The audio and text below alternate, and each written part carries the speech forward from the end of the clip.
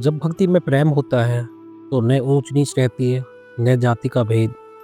कबीर बुनकर थे, रैदास चर्मकार। पर जब दोनों मिले तो सत्य ने समय को पहचान लिया। वाराणसी की पावन भूमि, जहाँ हर गली में साधु संतों का वास था, वहीं रहते थे संत कबीर, जिनके दोहे लोगों के मन को झकझोर देते थे। कहीं और उसी नगर में एक और संत थे, संत रैदास। रैदास जी चर्मकार थे, जूते बनाते थे, पर उनके होठों पर हर समय राम नाम का जप था। लोग कहते थे उनके हाथों से निकला पानी भी पवित्र होता है।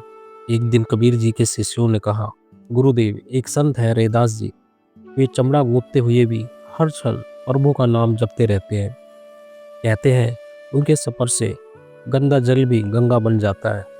कबीर जी मुस्कुराए और बोले, भक्ति चमड़े में नहीं चित्त में होती है, पर चलो इस सच्चाई को अपने नेत्रों से देख लें।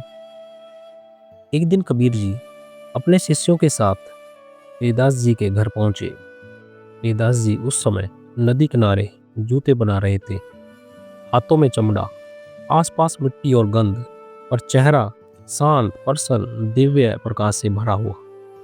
कबीर बोले, हाय रैदास, ये कैसा काम, इतनी गंध, इतना कीचड़, फिर भी प्रभु का स्मरण कैसे करते हो? रैदास जी मुस्कुराए और बोले, कबीर, यह काम मेरा धर्म नहीं, मेरा अवसर है। हाथ काम करते हैं पर मन तो प्रभु में रमा रहता है। भक्ति वहीं होती है जहाँ मन निर्मल हो। कबीर जी ने कहा, तो क्या तुम्हारा जल सच में पवित्र है, जैसा लोग कहते हैं? रैदास जी विनम्रता से बोले, भक्ति से जो छूता है वह गंगा बन जाता है। उन्होंने मिट्टी का एक पात्र उठाया, उसमें जल भरा और कबीर जी को दिया। कबीर जी ने उस जल को देखा। धीरे धीरे उसमें एक दिव्य आभा फैल गई। जल सुगंधित हो गया, जैसे सौम्य गंगा उतर आई हो। कबीर विस्मित रह गए और उन्होंने रैदास जी को अपने गले लगा लिया। रैदास, आज जाना, सच्चा संत कर्म से नहीं प्रेम से मापा जाता है। दोनों संत गंगा तट पर साथ बैठे थे। सूर्य अस्त हो रहा था और हवा में केवल एक शब्द गूंज रहा था, राम। कबीर बोले, हम अलग अलग कुल से हैं, पर आत्मा तो एक ही है। रैदास बोले, भक्ति किसी जाति को नहीं पूछती कबीर, जो मन से निर्मल है वही ब्राह्मण है, वही भक्त है। दोनों संत गले मिले।